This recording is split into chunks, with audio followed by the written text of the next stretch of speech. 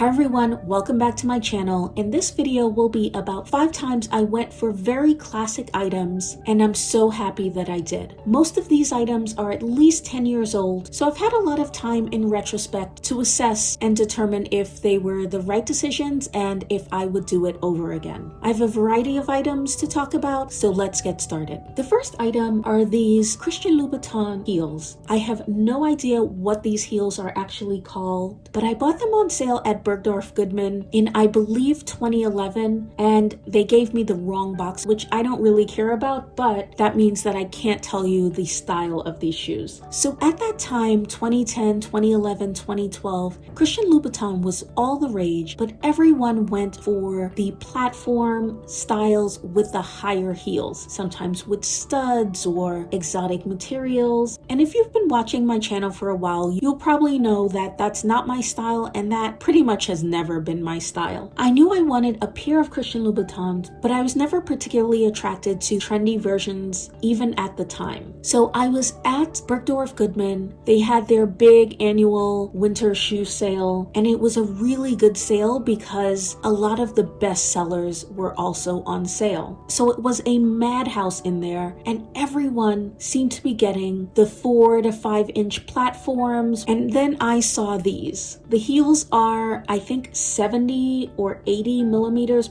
probably as low as you can go and it not be considered a kitten heel, with a pointy toe, no platform, super simple. There was just this one left, a half a size too big, but I'd remember hearing that these shoes can be quite uncomfortable, so I thought the half a size up would work. I am so thankful for now, because if I had gotten my actual size back then, they would no longer fit now. And I remember giving them to the salesperson to find the other side and the box for me, and he looked so disappointed. I think he even asked me, "Are you sure these are the ones you want?" I could feel the judgment, like, we have all of these amazing Christian Louboutin shoes on sale and this is what you pick? But I was undeterred, and I am so happy that I went for my style. I didn't worry about what the trend was at the time, because if you can believe it, to this day, these are still the only pair of black pumps that I own. I haven't felt the need to update them with something more current or trendy, or just something I wouldn't feel embarrassed by wearing now. These are just a classic pair of pumps. I used to use them all the time, so I had to have them repaired and resold, but they still look really good. And I think this is a testament to shopping your style. I think trends are great, but I also think there is something that can be said for staying true to who you are and not buying something that doesn't really speak to you just because it's trendy and everyone else loves it. So this is my first item.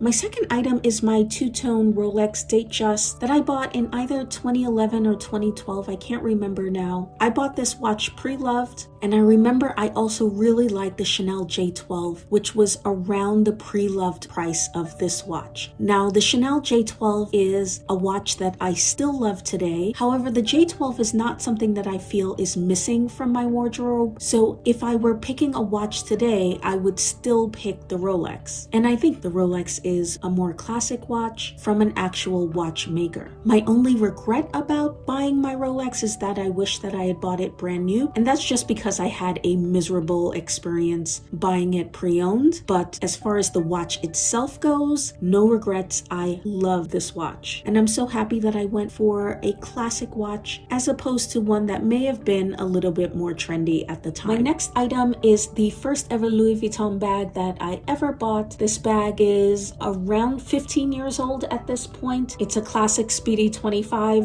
I don't really wear this bag anymore, but it served me very well for many years, and I am still keeping it because I think this will be a wonderful piece to hand down to my daughter if she's a responsible 16-year-old, or if she isn't that responsible, I think this would work at 18 or 21 as well. I am not an advocate for buying or keeping things only with kids in mind, but since this is just one item, I don't mind holding onto it just for the purpose of passing it along to her. So I bought this at the flagship Champs-Élysées store in Paris. I think I paid about $350 for it, which was a lot of money at the time. And there were some cheaper alternatives, I think from Furla and or Coach. And I was tempted to just go with a cheaper bag and not splurge on the Speedy. But given that I also at various points had Coach and Furla bags that I've since given away or sold, I think I really made the right call with going with a really classic Speedy that has served me well and I think will also serve my daughter well in time. Okay, next up is a bag that I've spoken about a lot, which is the Prada nylon backpack. This was one of my very first luxury bags when I was really young. This was 2003 or 2004. Prada nylon was very popular and it's become popular again. But what I'm happy about is that I went for the classic backpack. There were other trendier nylon pieces that I considered, but I remember thinking at the time, I don't think I can go wrong with a backpack. Who doesn't need a backpack? In 2003, in 2013, in 2023, I can see this backpack being with me for a long time. And how right was I? Because this went from being a schoolgirl kind of bag to being a single girl travel bag and now being my annual mommy Disney bag. So I'm so happy that I didn't go with the trendier Prada bags at the time and went for a classic Prada nylon backpack. And last up, as you may already be aware of, is my favorite bag in my collection. This bag probably needs no introduction, but nevertheless, this is the medium black Chanel classic flap in lambskin leather with gold hardware. I bought this bag at the end of 2011 and I was really unsure about it, in part because other people had a lot to say about me buying this bag. And in all fairness, I can see what they were saying. When I fell down the Chanel rabbit hole in 2011, I fell hard. And within 3 months, I bought a Chanel Maxi, a Chanel Jumbo, and a Chanel Executive Tote. The 2012 price increase was coming up and I really wanted this bag in these particular specifications. I kept coming across Caviar, but I really wanted what I considered to be the most classic version of this bag in the lambskin. However, I did take into consideration what other people were saying, which was essentially, you already have 2 classic flaps. This bag is really small, it doesn't really hold anything, and there are so many beautiful bags out there. And so I started to look at the Celine mini luggage. Big bags were all the rage at the time. I really love that bag and it made sense. I already had 2 classic flaps. Why not give something else a try? The Celine mini luggage made a lot of sense because I could use it on the weekends, but it was big enough for me to use for work. But I could not stop thinking about what I considered to be the most classic bag and my holy grail. So I bit the bullet. This bag was $3,900 at the time and I had a little over $1,200 in a Saks rewards card. So this bag was about $2,800 before taxes, and it was a lot of money, especially because I had bought all of those other bags in such a small period of time. But I was really happy on 2 counts. A, to this day, those classic flaps that I bought are my only classic flaps. And B, I didn't go with what was trendy and what other people were suggesting that I get. I went with what I love the most and what fit my personal style best, which runs to more classic items. And I am 100% sure that had I bought the Celine mini luggage instead of the Chanel medium classic, I would have 100% sold it by now. So do you guys have any items like this where you went super classic and it really paid off for you in the long run? Let me know and we will chat in the comments. Thank you so much for watching this video. Please subscribe to my channel. That would make my day, and I will see you in the next video. Bye bye.